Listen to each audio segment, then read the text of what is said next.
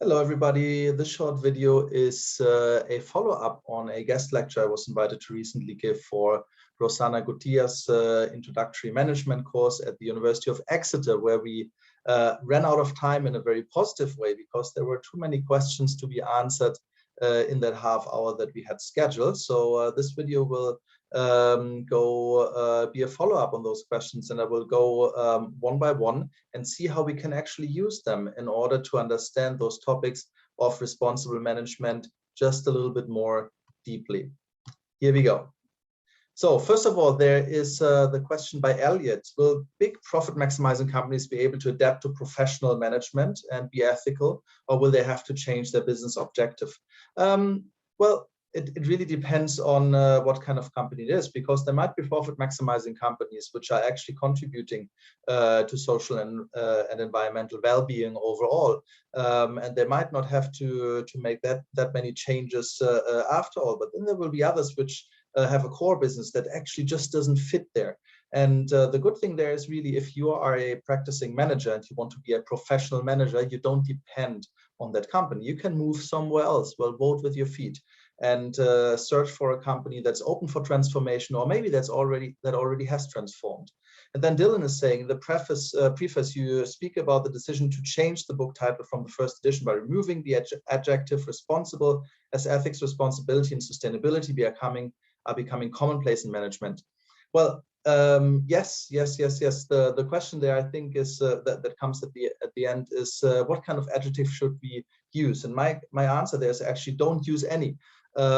Because if those topics really have become a taken for granted part of what management means, this is when we actually have arrived where we should be, because then management will have taken its role in society, where it contributes to social well-being, where it contributes to environmental sustainability, and where it is done in ethical conduct. So I wouldn't replace it by anything. Then Tom, if Patagonia has been able to grow their brand and develop so strongly through a more professional approach, how come there are so few businesses following similar methods? First of all, I don't think it's few businesses. It's probably few that are as radical and drastically going against like old management principles, but there are many out there. And I think it's very important that we don't judge entire companies in many cases. Often it is actually about the particular practice, the sub-practices that are in a company that are good or bad, that are breaking with the kind of old management as usual, and that are moving towards a new normal. So I would rather look at practice by practice, and if you do that, you actually see that many practices have become very commonplace. So think about sustainable sourcing, for instance, where companies judge their suppliers not only by economic considerations, but very strongly by environmental, social, compliance or considerations, very often related to recently related in particular to modern day slavery, avoiding modern day slavery conditions. So a lot has actually happened, but it's not on the company level that the entire company is drastically different. It is the practices that change. So I think when we change practices one by one, the good thing is practices, they also migrate between companies. They're not exclusive to one company, which means that if you change a practice and it becomes common in an industry or even in the economy, well, then we actually change companies bit by bit. And at some point in time, when we have changed all of those practices, well, all of the companies will be better in a very general way. And then Ada is saying, and thank you Ada for having several questions. Throughout the chapters, we are acknowledged that the new style of management, professional management, is bringing many possible sustainable benefits to both the society and business. However, things usually have two sides, yes, and are there any drawbacks or imperfections brought by the management style? Many. But the question is always, how do you find them, and from what angle do you see imperfections? So if you are actually in a profit maximizing world where the commercial logic is the one that's dominant, and that's often seen to be the one that overrules anything else, it's horrible. Because why would you do, because of course sometimes you're actually able to make money by being good, there's a business case for it. But many other times, and in the most important settings, often you have to somehow make a trade-off, and often it's an economic trade-off where the commercial is not as positive as it would be if you wouldn't care about society and the environment. That's normal. So that's a big trade-off if you look at it through a commercial logic. But my argument is that the commercial logic is not the logic that should be there nowadays, because that the economy is thriving is helpful, but it should only be a means for something else. And this is that we're actually having a sustainable livelihood on this planet, that we're not being extinct as a human race. So for that reason, the social, environmental, the sustainability logics, those are the ones which should be dominant. And if we are to survive as human race, well, they have to become dominant, because otherwise we're running into the same problems again, and we're just slowly, maybe soon, quite drastically, quickly getting extinct as a human species. And then Lydia is saying, often small business in third world countries can be environmentally harmful and managed irresponsibly. Is this an exception in your opinion, or as it is combating poverty? Not quite sure I get the connection between the combating poverty and the exception entirely, but I will try. So there's two things in there: small businesses, third world countries. I think what they have in common is that there's often a certain resource scarcity. So there seems to be more competition over the resources either one of those types of businesses have. So if we actually see managing responsibly as something that's resource intensive, that takes resources from us, well, then those would be worse off. But at the same time, we've seen so many cases where actually those topics bring resources to the company in many different ways. People, human resources, if you want to call human beings resources, people are attracted to businesses which do that. So hiring becomes much simpler. People stay longer with your business. You can enter new markets with those topics. You can make your operations more efficient, and more efficient, resource efficient. So using less water, using less energy, and with it emitting less CO2, well, that's all saving money. So there's a certain assumption there that doesn't quite work, because many times, not always, as I said, those topics are actually drawing resources to the business, and then it works. If you do it the right way, it works equally for small businesses and also for business in developing countries. And Isabel is saying, as a student, she had been, she went to speak at the UN in New York, and is interested about the role of myself as having contributed to some of the UN initiatives as well. Particularly, she's interested in the role of women. Yeah, I think management can be a very empowering job, because I think the type of control and power that managers have over people and things is something that I think can lead to very important learnings more generally for anybody who feels they are in a position that is not as empowered as it should be. And also, I think that management itself, and there's this big topic of the glass ceiling of there's many women managers, but few women managers actually move very far up in the hierarchies, that it can be, so bring in more women managers into all levels of management. Actually, can be very positive, because there's a certain style, a certain way of managing that men do, which I think doesn't always lend itself to the most sustainable, responsible, and ethical ways of managing. I'm not saying men are worse in general, but there's certain behavior patterns that men often engage more in, and women less. And there's other behavior patterns that women engage more in, and men less. So there's a certain overall difference. And the idea there is then that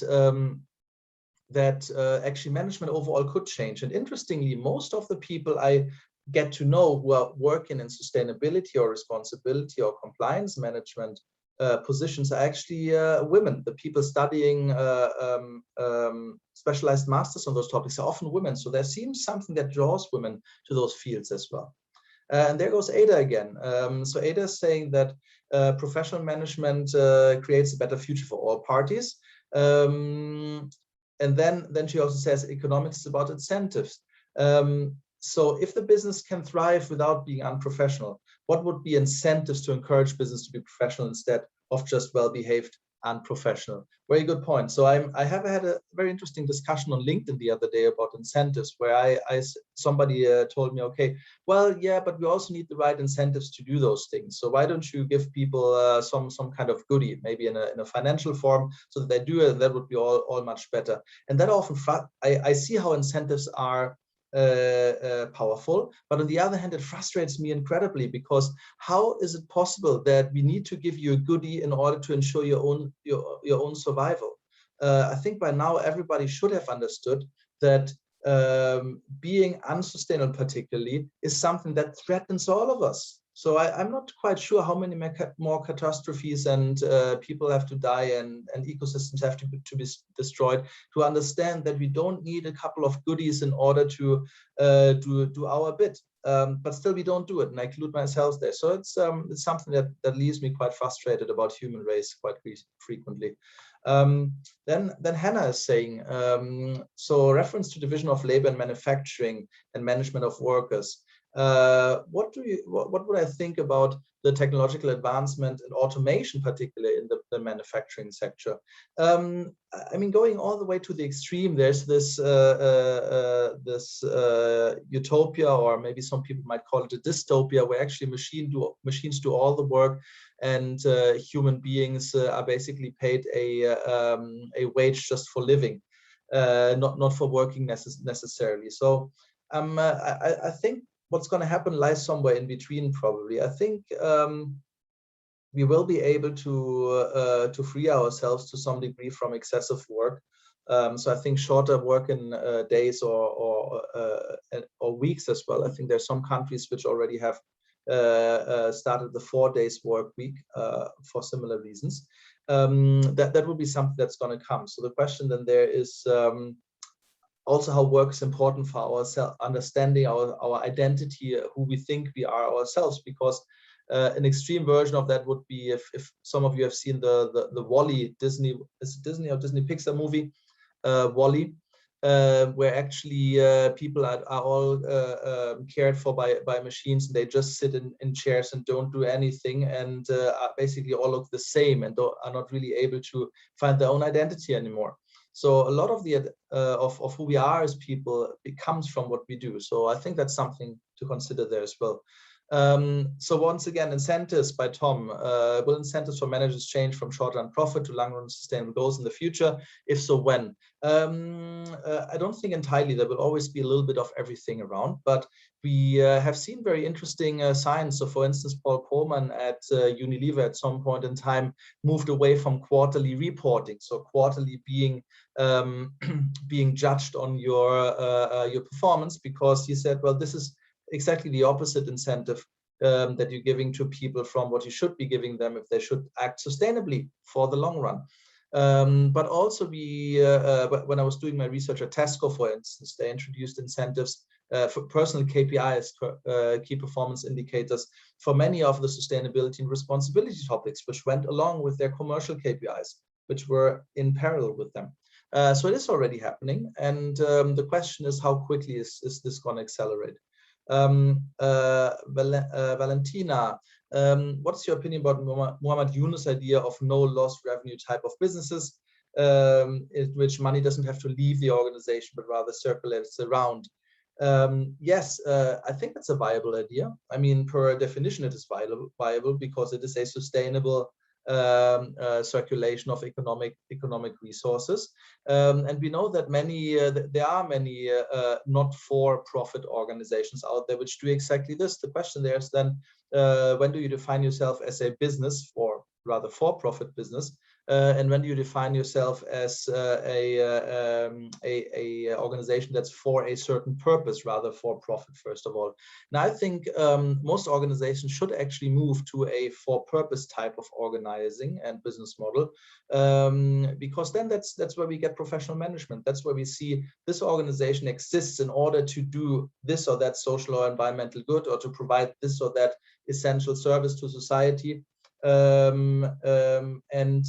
If it's not doing that, well, that's the main thing we have to take care. because if it's for profit, you might well lose your purpose, because profit comes first, because you find something that's more profitable than serving that purpose.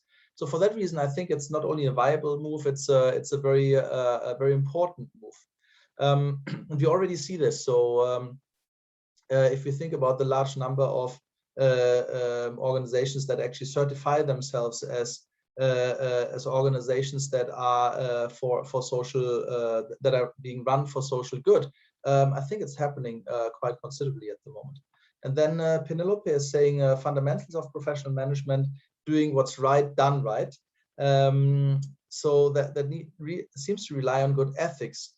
Can we trust that people have good ethics? Yeah, well, of course, difficult time always make it more difficult to behave well, because overall it's already difficult to get by, but then at the same time getting by in a way that's good, morally good, might be more difficult. Yeah, but on the other hand, I also think that it's a time where we actually show who is very profoundly somebody or an organization which is good on the inside and does so in spite of the difficult times. So I'm not quite sure what else to say about that. Alexandra, in the book you said the global footprint is 1.75 Earth. By now actually a little bit more. Do you think New World management can decrease this back down to 1, or better less than, or yet less than 1, yet better less than 1, or is it too late? That's my gloom and doom vision. So I think it's going to get much worse until it gets better. So I think we are actually not going to be able to use New World management as something that saves us from the catastrophe. I'm afraid it will be something, an option, a practice, a managerial way that will be available after enormous crisis, when we already notice, okay, basically the world is burning and now we have to behave differently just to somehow survive at some point in time. So I think it's going to happen after the crisis, and the footprint will further go up until we're actually able to have it go down. And Sam is saying, do you think that collaboration is key to becoming more sustainable and professional managers? If so, then collaboration between who? Very important topic. So collaboration between different sectors, so governmental, business, but then also between different disciplines. I've actually co-authored a paper in the Journal of Business Ethics, which you might find interesting in that context, which is about the idea of transdisciplinarity in responsible management. So if you Google that, you will find the paper, I think. So transdisciplinarity means that we have to kind of transcend those different sectors, so work together, collaborate together in different sectors, but also between different disciplines. So it needs the engineers who come up with new sustainable technologies, the business people, the managers who are able to bring it to the market. It needs the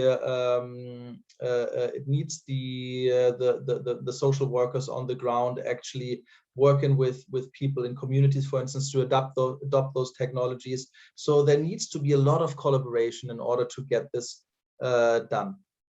And Helen says, how can we encourage collaboration, sharing ideas, and transparency across business industries and countries to move towards better management practices? How to encourage it? So once again, I think strong legislation is important, but also the idea of a kind of a shift in how we live ourselves. So in order to collaborate, we need to have space, time to do that, to consume less, to work less, to slow down our lives. I think that's something that's really important in order to create a platform for collaboration. And this is something we all can do in order to create space to get engaged.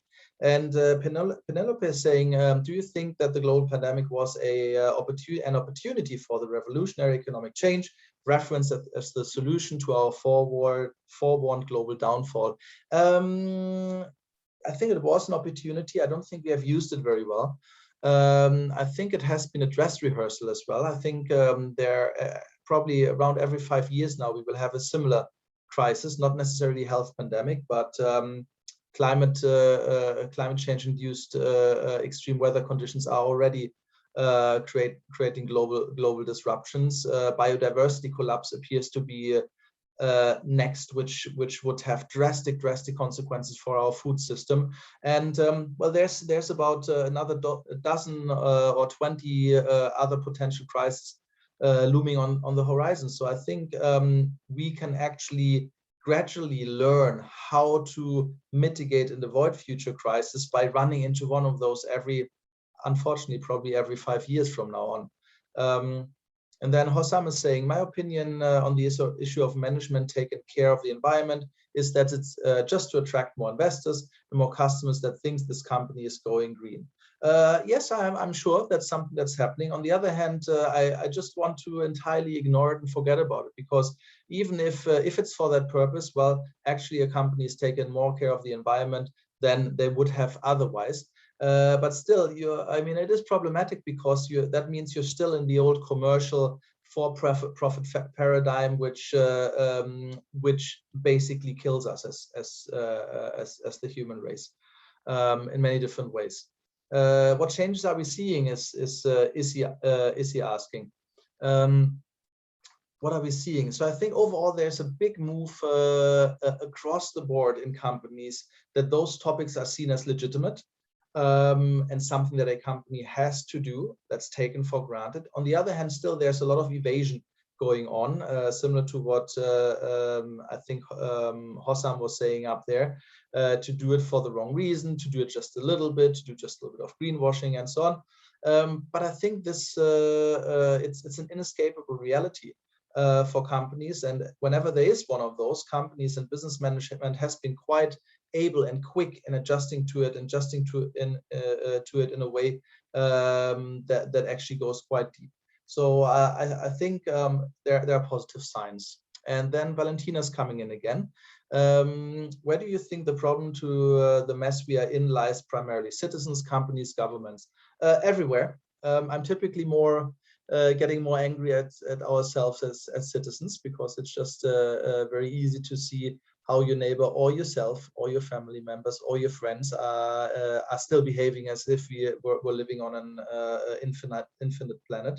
On the other hand, getting very frustrated with myself. Every time I'm taking a long hot shower, I feel guilty in a way, because I know how much energy goes into that, and my personal footprint goes up. So I think we can do a lot. On the other hand, the question there's about self-discipline and actually waking up and very seriously making changes to our lives.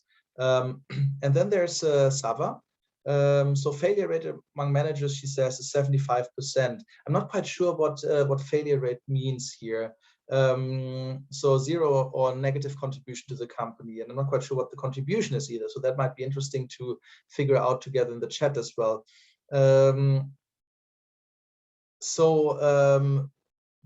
Would that failure rate go further up when new ideas like ethics, sustainability, and so on come in? Possibly, because it makes things more complex. It doesn't make things easier. It doesn't make the managerial job easier. It makes it more complex, and possibly sometimes also more difficult to be successful. And yes, I agree. And Louise is saying, how hard will it be for managers to move away from profit maximizing objective? Do we need large societal change so that shareholders expect returns other than just profit? Yes, we do need that change. And profit maximizing is something that's hasn't been around for a very long time. 1980s, that's where shareholder value-based management really was proposed and kicked in the years afterwards. So why shouldn't we be able to change it back? And Tessa is saying, if managers and organizations move towards producing more sustainably or ethically, will it not drive prices up and make things unaffordable for the majority? Yes, and great.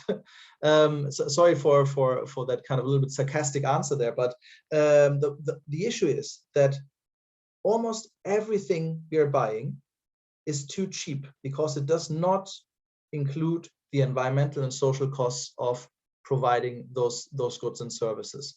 And the only way of or one of the key practices that helps us in order to regulate the negative impacts that we're having is actually to make sure that the price is considered that those impacts are considered in the price and when people buy. And I'm not saying that people who are short of resources, who are not very wealthy, or who are maybe even living below the bare minimum, that we should make products inaccessible to them. What I'm saying is, everybody, first of all, everybody who can pay it needs to pay the true cost, the real price of the products, including all of those externalities. But also, it means that we have to stop. So people who are actually not, particularly in Western countries, in countries with a high living standard, many people, even with low resources, are buying so many things that are just unnecessary, and fulfilling some kind of other needs or desires with those things that keep unfulfilled in our societies. So I think we need to go much deeper than that, and we need to very drastically rethink how we consume. And a very important part of that is the price, of course. And then JJ is saying, in all honesty, to what extent is your theory on professional management theoretical, or is it possible to really practice it? I would refer to the many cases in the book there, so you will see how it's being practiced there. And then S is saying, do you think consumers should also be held accountable for neglecting ESR in management? For example, many people are aware of the ethical implications in the fast fashion industry, but continue to support brands that exploit workers in developing countries and significantly harm the environment. Social and ecological sustainability are often sacrificed for economic gain. Yes. And again, I think the pricing could be one part of that. But then also, I think there's room for quite drastic legislation that curbs consumption.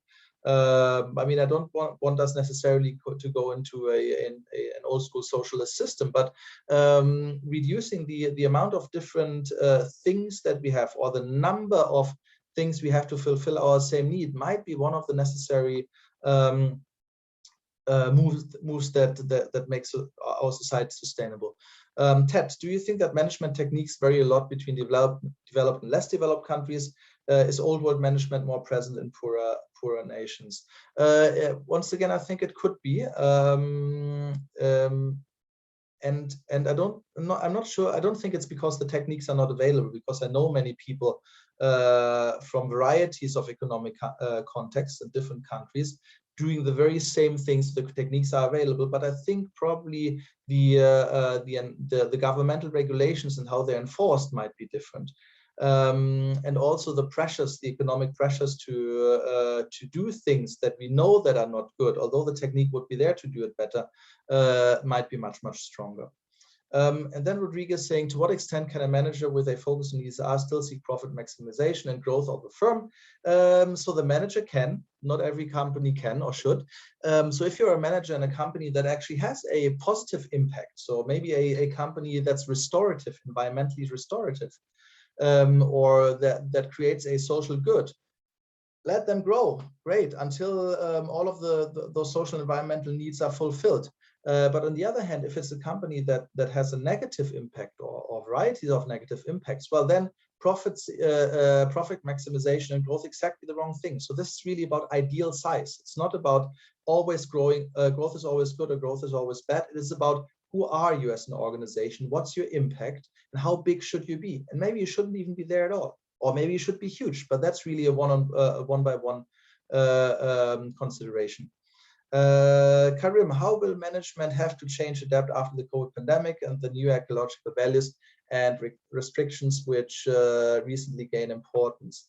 How do I want them to change and adapt? Is that some, I say that on purpose, is to not, for some industries, for instance, the short haul flights, aviation industries, I really think they should very drastically transform and shrink in overall volume, because a lot of that is makes it too easy for people to be unsustainable, particularly because of the very low prices and the kind of omnipresent offer. So we can do vacations locally very easily, and they can be great vacations, if that's actually becoming something that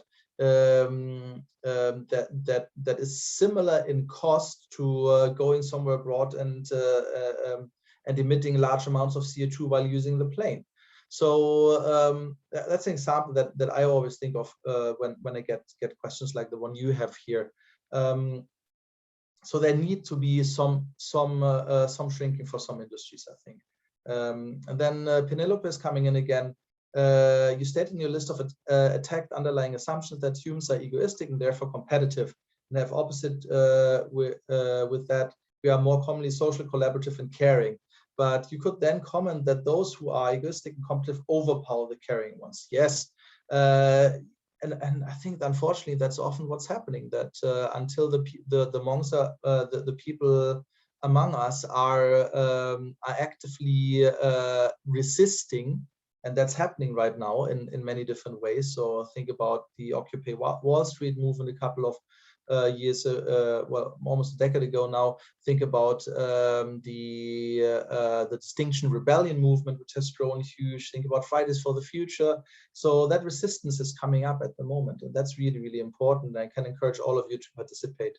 And then Titus is saying, to what extent do you believe the COVID pandemic has contributed to the transformation of management? Do you believe that perhaps the pandemic gave birth to a new form of management for several industries based on remote communication? Yes, of course, digitalization has happened very strongly. Think about the industry you are a customer and a participant in. Think about higher education, what we're doing here. So I'm just gonna check real quick that the recording and everything with Zoom is still working, because we've on this for quite a long time now.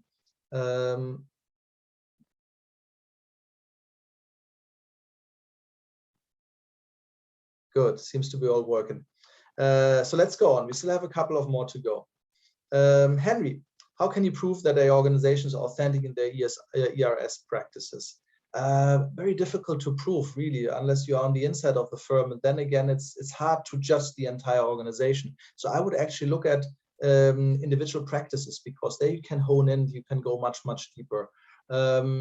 Also, what's interesting and what I suggest often is to actually approach firms to write to their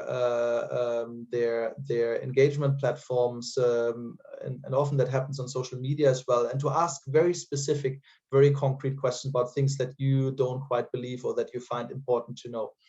And Flo is saying, on your pioneer interview with Mohammed Yunus, he talks strongly about keeping COVID economy asleep and not waking it up. Yeah, so I think we have moved back to a lot of the pre-COVID practices by now, but I think also that a lot has actually moved. But we had a similar question already up there, so I'm going to keep this one brief.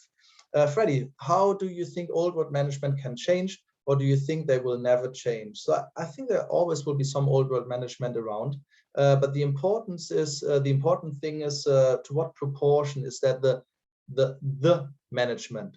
So is it the dominant form of management? And Flynn is saying, which sectors do you think are more important to transition into new management? Well, of course, there's the usual suspects, the ones that have the biggest negative impact. So think about the fossil fuel industry, think about really health problems causing industries like tobacco. But also very, very important is the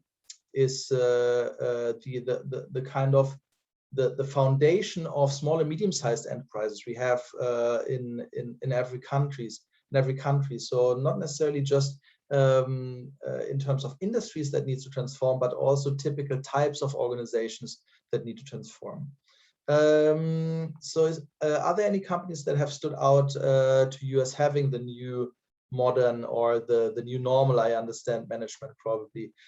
So once again, look at the cases in the book, particularly the full-blown cases that we have in the back of the book. So what I really like is the company Grayson Bakery, for instance. We already mentioned Patagonia, but also one that's covered as an introductory case, the company Yash Packer in the decision-making part from India, particularly for their biomimicry related management practices, and also for their very democratic management style.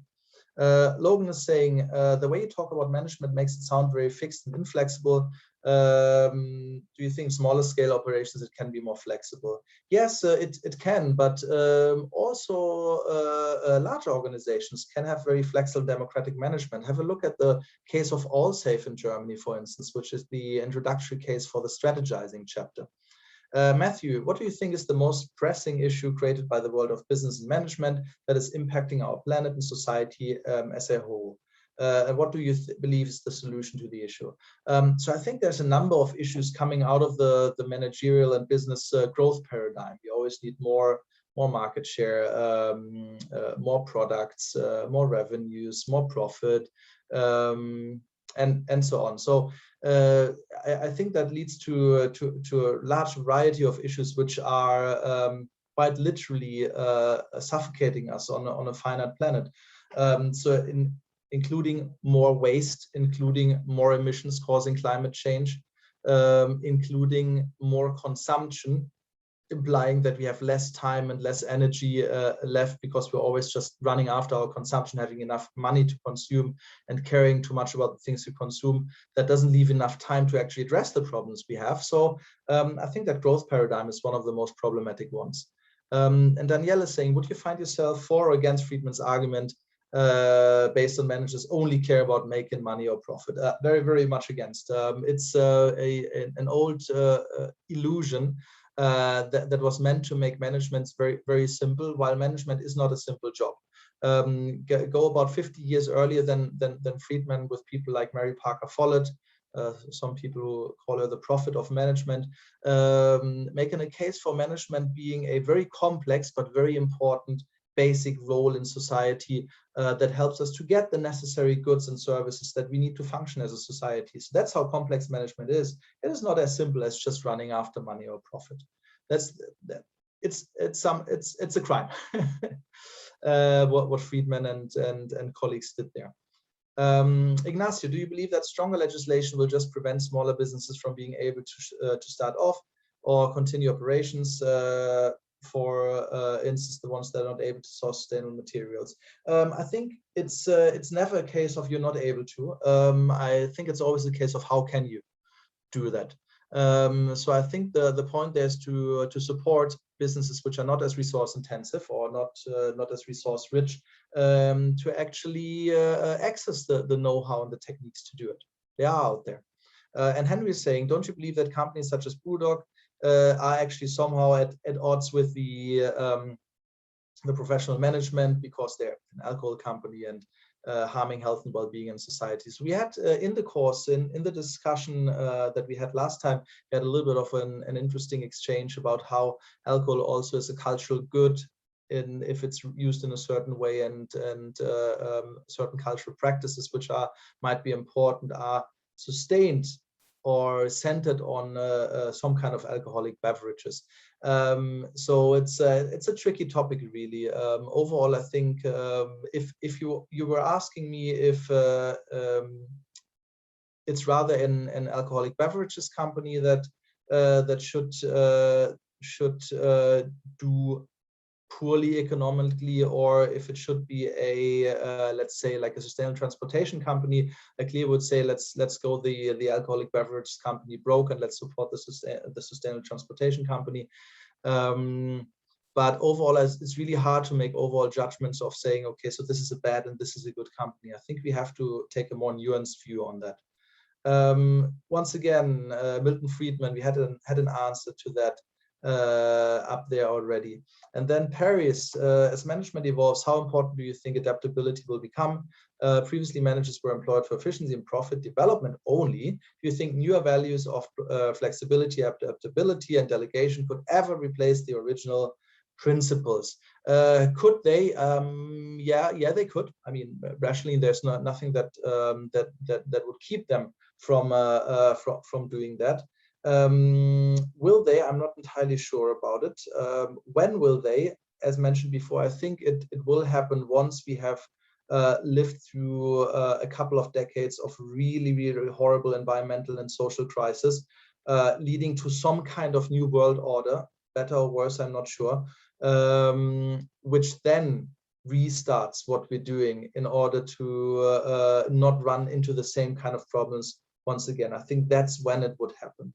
And Ali's saying, do you think the complexities within management is in itself one of the biggest barriers to this idea of developing a sense of positive New World management? Yes, of course, the complexities, yes. But also the point is, in order to address the complexities of management, we need something that's more nuanced, like a stronger technique or technology of social technology of management that actually can address the social, environmental, ethical, sustainable, whatever you want to call them, humanistic aspects of management, that this reductionist form of management we have been taught for the last 30, 40 years cannot do. So actually making the practices and the social technology of management more complex makes it more adequate in order to address the challenges of management, which are complex per se. Do you believe that circular economy is the future for an optimal management, says Lauren? I think for anything that's related to resources, yes, absolutely. So biomimicry is the big idea there. So do it as nature would do, and there's nothing in nature that wouldn't be circular. At least nothing sustainable in nature that wouldn't be circular. So let's do it the same way. Good, so we're almost at the end, just 3 more. So Bonnie is saying, do you think the pandemic was an awakening or had any effect on the views of old management, or do you think it will take time before a drastic change can be made? I think it partly woke us up. So things like people producing more at home, cooking more, having vegetable gardens or chickens producing eggs at their home. So it has moved some of our personal life practices towards more local, more sustainable practices, just using those examples here. But also it has changed very much the way how we work once again. So the change in commuting, for instance, fewer CO2 emissions because online or blended work arrangements have become much more common, and we have learned how to do them because we had to do them during the pandemic. I think those things have not drastically, but incrementally opened up things in order to make our life as a species on this planet more sustainable on a global level. So I think it was very important, but I said before, we need more of those crises in order to learn more of it. That's what I think. Then Musam is saying, due to COVID, many small businesses died out and failed while the bigger ones improved. Do you think that big organizations will stop the improvement of small organizations? I'm not quite sure. I think there's also been a move back to more local craft production, kind of proprietorship, small businesses, often one person or family businesses during the pandemic. So I've met quite a couple of people who actually were laid off by bigger companies and started their own business, going into a new niche during that time. So I'm not sure if there's one dynamic at play, but of course we cannot deny that businesses corporations have become bigger and bigger, and there's been more and more consolidation of already big corporations going together, although some of those of course have been stopped by competitive laws, regulations. And then Marco is saying, do you believe that companies that transition into New World management also have certain responsibility to support local business in order to aid local economies? Yes, of course, local production consumption is one of the main practices that sustains a more resilient type of economy, because then we less and less have those global crises which come because of the global interconnectedness. So resilience very often comes from being locally connected or very strongly being with local roots which keep you stable. And I think the globalizing chapter of the book will be very helpful if you're interested in that. Okay, so this is much longer than I wanted to be, so I apologize for that. But on the other hand, I also think it's really great questions that required a answer that does them justice. So some of them I'm sure have been too short, but hopefully this way we keep it manageable, and also it's something that novo lengthy folks can still watch. Very important, if you have further comments and remarks based on what I said here, or there's more questions coming up, please feel free to put those into the the comment section on YouTube where this video is posted. And I will make sure to get back to those in due course, and hopefully we can keep that conversation going, which I think is very important and very healthy. Thanks a lot for bearing with me, and let me know if you want me to come around in your class, or let me know what you think about the book. I'm working on the 2nd edition right now, so any ideas for improvement or for new contents that could be included, please do let me know. All right, thanks everybody.